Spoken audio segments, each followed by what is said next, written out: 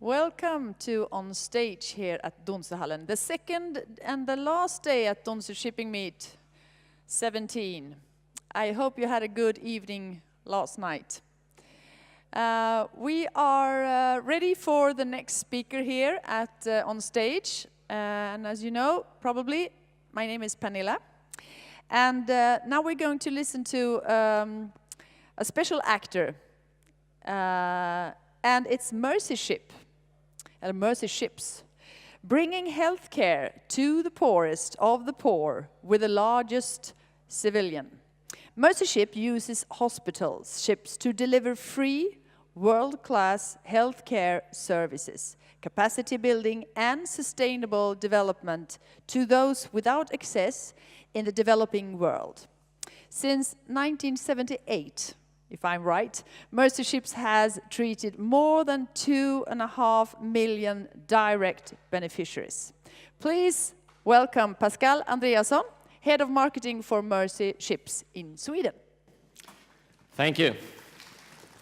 It's great to be at this event, and I just want to say thank you to the arrangers for having me here. So, as she just said, she started my presentation. For you who doesn't know, Mercy Ships is having hospital ships, and we've been using them for like 40 years now.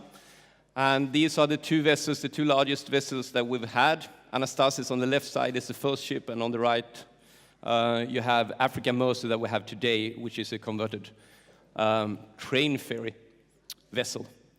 We have been to close to 600 ports and served about 2.5 million people with healthcare.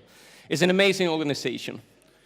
So we have this ship, Africa Mercy, that once was Drottning Ingrid, and it was traveling between Varberg and Greenock, between Denmark and Sweden, and we had it converted 10 years ago. It's about 150 meters long. On board the ship, we have 450 people who are volunteers. Everyone working on the ship are volunteers. The captain is a volunteer, the chief surgeon is a volunteer, the nurse is a volunteer, the navigation people, whatever, the machinists, the electricians, everyone working on the ship, 400 people, all are volunteers. And they are amazing people. You see some faces here, and they are just amazing people. This is the heart of our organization. Their willingness to serve. And actually, all the volunteers even have to pay their own expenses being there. So that's our business idea, that we charge the volunteers so we can run our ship. Now, it's a big, fantastic organization, but this is the heart of it. This is the people. We are in Africa. People ask us, where are we? We've been to 70 nations. The first ship we had actually visited Sweden some 20 years ago. But we're not going to the nations that is having good health care. We're going to the poorest of the poor. And if you look on the UN index, you will come to Africa again and again. And that is where we are. Right now, we are in Cameroon, and we've just come in May. We left Benin. If you look on the reality, we have one doctor in Sweden per every 250, it says 244 people. And in Germany it's 242, in Norway I think it's 233. So we have a lot of doctors, we have good healthcare system. If you go to like America, it's 1 in 400, in India it's 1 to 1,500, and in Bolivia, in South America, it's 1 to 2,000. Now you will see the figures for Africa. In Cameroon, there's 1 to 12,000. In Benin, 1 to 17,000. In Liberia, 1 doctor per 70,000 people. That is just amazing. You don't want to be sick in these nations. It's really crazy. I calculated, we're close to Gothenburg. If you count 1 million people in the surrounding of Gothenburg, it would mean that there is 59 doctors taking care of 1 million people. So the needs are really great in these areas, and that's why we go to Africa again and again. 5 billion people, I just give you some background, 5 billion people on the earth lack access to safe surgical and anesthetic care. You see, we take that for granted, but it's not granted for 5 billion people. This is a huge lack in the nations. And I'll tell you something now that probably you don't know. How many of you have heard about HIV/AIDS? You know that is a problem, yes. And you heard about TBC, tuberculosis, yes, you've heard about that. And you heard about malaria. That kills people, right? So the lack of surgery, more people die from lack of surgery than TBC, malaria, and HIV together. That number of deaths is about 8% of death cases in the world. 35% of the death cases is because of lack of surgery. We are in the Western world, most of us, and we understand we have this great healthcare systems. Now, I had a daughter, she was skiing in February, and of course she had to go into a tree.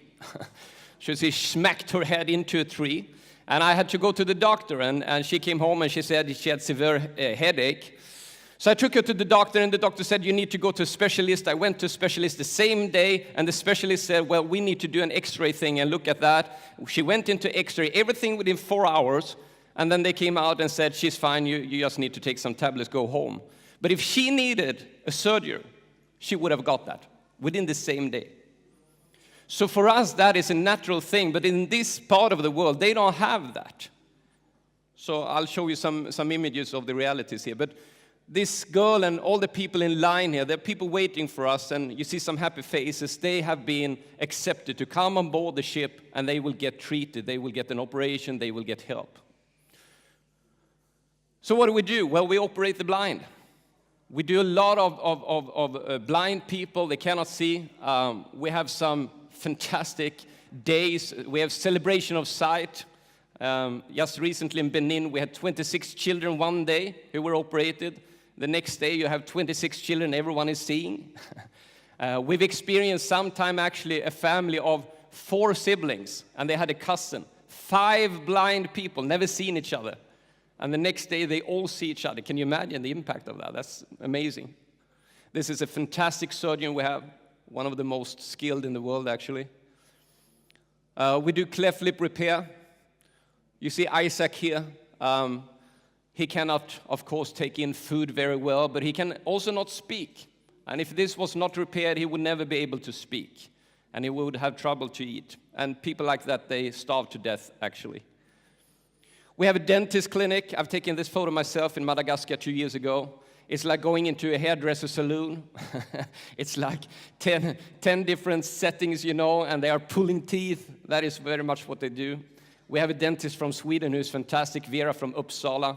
Her record is in one day pulling out 94 teeth.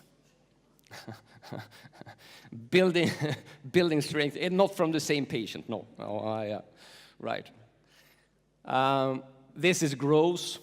Can you imagine this? This man is from Madagascar, his name is Sambani, and we found him and he came to us, and the tumor he's having is just the largest that we've seen, but we do a lot of tumors. And in our world, we would say that this is not malignant. So we would be happy if you go to the doctor and he says it's not malignant, you would be happy. But for those people, you see, in our nation, we would just cut a small thing. If it's like a small piece, we would just cut and take it away. But if you don't take it away, it just grows for 10, 20, 30 years, and it kills people. So we treat people like this, life-changing operations. Hurts from fire. It's not fun to fall into the fire and get hurt. So what happens is we do this, and this is also quite a lot of rehabilitation. So we take care of the people, we do the operation, but we also give rehabilitation. We have people who's coming to us for like 3-4 months. So the ship is staying in harbor for about 8 to 10 months, and the operations that is taking the longest time to rehabilitate, we take them first. So we do also women who's had a problem with childbirth. They are actually really, it's difficult for them to give birth, and there are many tragedies, and they get hurt. So we operate and support them. A lot of these people, apart from the pure operational and medical condition, there's a lot of hurt in them. There's a lot of rejection. There's a lot of feeling disconnected with the society. Many of these women, because of their issues, is actually cast out of their villages. And they die because no one is taking care of them. So part of what we do, and which is really important to us, is giving value to people. They are, all of them, even sick people, are valued, and we need to do that. So I think we have, before we go to a small film, I just want to say, you've seen, I'm very quick here because I only have a short amount of time. There's a lot of things to say. Down there, as you go out, there's actually a small magazine in Swedish. If you want to look at that, you can have that. But we do a lot of operations. We do thousands of people. We go into the nations and look for those who can't afford good health care. But one of the most important things that we do is that we contribute to the national healthcare system in the nations where we go to. So we sign a contract. If we go into Cameroon, which we are right now, or in Benin or Madagascar or wherever, we sign a contract with the president and the government. Together with them, we decide what we can do. So we are not running our own thing. We come in there to assist them and to help them and to build up that. Now, you know that we are I've seen so many things down in these nations where from the Western world we want to do something good. But we pay for a building or something. They don't need a building. They need the competence. We need to bring over the understanding how to do things. If you take a doctor in Benin or if you take a doctor in Madagascar and you bring them to London, to Paris, to Stockholm, to Gothenburg, and you give them teaching, you give them 5 years of studies, many of them will never return because you can earn a living here. You would do that. But we come with like a ship. It's like Doctors Without Borders, on a ship, going into their nations, placing this fine state-of-the-art hospital in their nation, bringing them on. So we train a lot of doctors, surgeons, nurses. In Benin, we now had on the only plastic surgeon they had, a woman. And can you imagine for her to come on and to speak with colleagues and be part of that? So we just raise up their standard and we give them a lot of support. So in Benin, which we left, we helped support and give teaching and courses to almost 2,000 people within the healthcare industry. And we're going to do more than that in Cameroon. So our goal is not to come there and be some good conscience for the Western world. We do something for you. We go there because we need to change the world for them. So that is what we do. And of course, we do build a little. We help them. We leave a few things behind us. We leave some nice operation room and that. But bring over the competence is really the key thing. So I'll show you a small film. It's about 2 minutes, and we'll see that right now.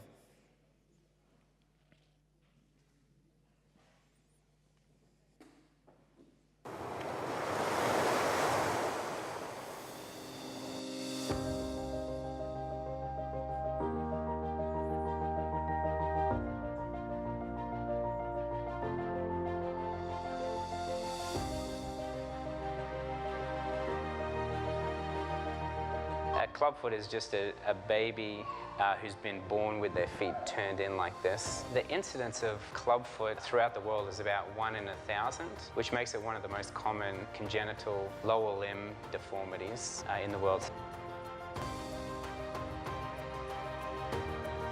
Misy ohatsara amin'ny épidémique mihitsy io piebo io. Fa be dia be tamin'izany piebo zany ange 1 sur 1000 naissances. Nefa tamin'izany mahita teto fa maty an'izany hoe 4 sur 10 naissances.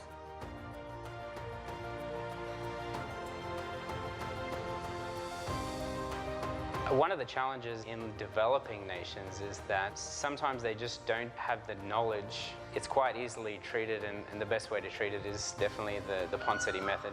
With 6 to 8 casts, one every week, we're able to bring their foot from the really curved position to almost straight.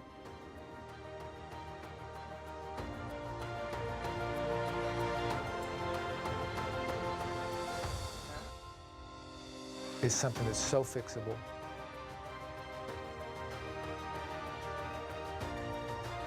We've been able to spend this whole past 10 months training the local clinicians. We're very hands-on and we teach them how to do everything, and we're there kind of every step of the way. Raha momba fampianarana zany tena hoe nahafa-po satria mahatsaro tena efa ho mahaleo tena mihitsy zay amin'izao fotoana izao. It's really nice when you're not needed anymore.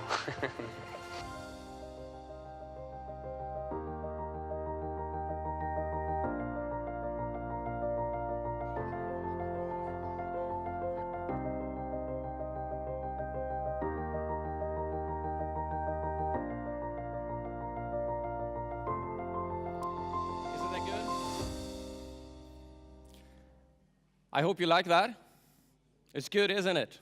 Could have been your son. Yeah, give it an applause. I mean, I'm just here to share this reality. There are amazing people on the ship, and they are doing a tremendous work that is really impacting the nations. Now, I want to finish off just telling you that we are in the process of doubling our fleet.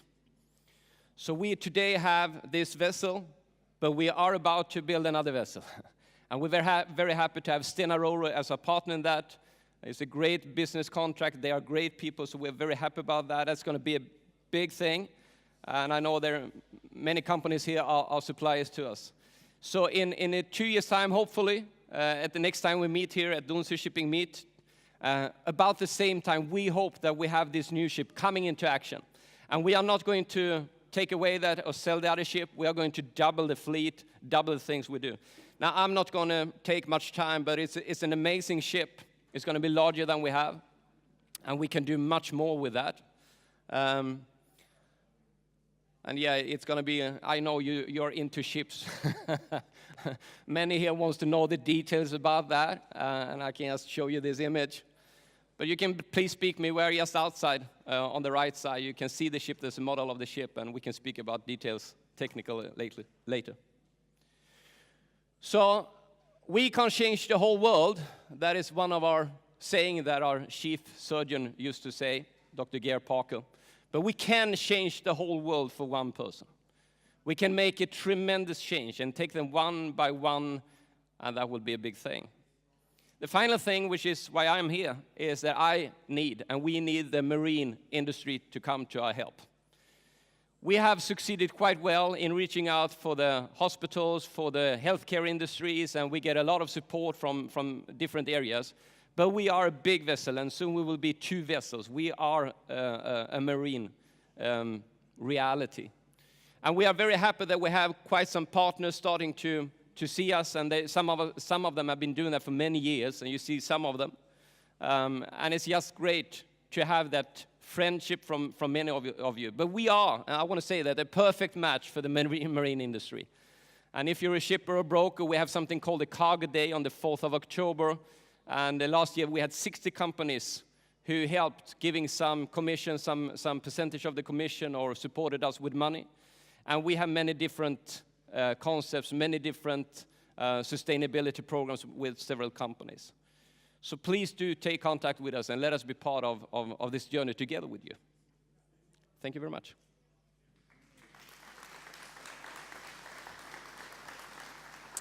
Thank you, Pascal. You are really doing a really impressive job, and you are a very important actor.